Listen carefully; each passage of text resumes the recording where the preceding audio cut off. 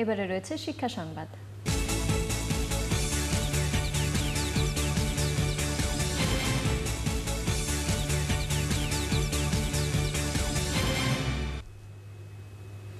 লেখাপড়ার একঘেয়েমি আর চাপ দূর করতে টনিক হিসেবে স্কুল পর্যায়ে খেলাধুলা ও শারীরিক চর্চা কার্যক্রম বাড়ানোর পরামর্শ বিশেষজ্ঞদের।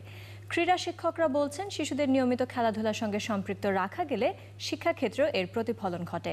আব্দুর রবের তোলা ছবিতে রিপোর্ট করছেন রিজওয়ান কাদের।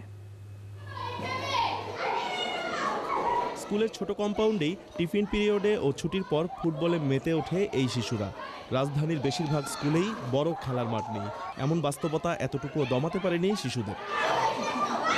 আমাদের স্কুলের মাঠ নেই দেখে আমরা এখানে খেলি। এইখানে খেলছি কারণ মাঠ নেই, এইটাই আমাদের প্লেগ্রাউন্ড। অনেক মজা করে খেলি। যে আমরা একটা ক্রিকেট টুর্নামেন্টে ভাগ নিয়েছি, যে স্যাটারডেতে আমাদের যা লাগে কলাবাগান মাঠে, ওইখানে আমরা ক্রিকেটে খেলি। অনেক মজা করে খেলা হয়, অনেক মজা করে। আমরা ক্লাবে প্র্যাকটিস করি, স্কুল থেকে আমরা ক্লাবে প্র্যাকটিস করি। প্রায় 4 দশক ধরে বাচ্চাদের খেলাধুলার দায়িত্বে থাকা বেসরকারি স্কুলের শিক্ষক বললেন, অভিভাবকদের সঙ্গে তারাও শিক্ষার পাশাপাশি খেলাধুলার সঙ্গে সার্বক্ষণিক ছেলেমেয়েদের সম্পৃক্ত রাখতে চান। কি মাইনর গেমগুলি দিয়ে, ছোট ছোট বল দিয়ে এইভাবে ওদের, তারপর একটু পিটি করে একটু শারীরিক আর কি সুস্থতার জন্য এইভাবে ওদের এনকারেজ করি। যখন দেখি যে না একটু ওদের একটু বোরিং হয়ে গেছে, তখনই ওদের বল দিয়ে দিই। বলিং ব্যাট দুটাই করব, মানে অলরাউন্ডিং। ইয়েস। সাকিব হাসান বড় হয়ে অনেক ভালো একটা মেয়ে হইতে চাই।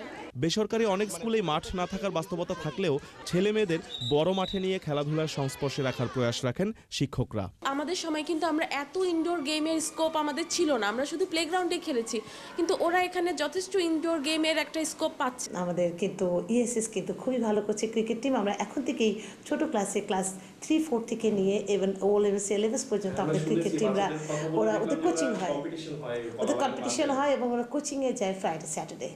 ক্রীড়া বিশেষজ্ঞদের মতে বার্ষিক ক্রীড়া প্রতিযোগিতার পাশাপাশি সারা বছরই পছন্দের খেলাধুলায় মেতে ওঠার সুযোগ থাকলে শিক্ষা জীবনেও সাফল্য আসবে।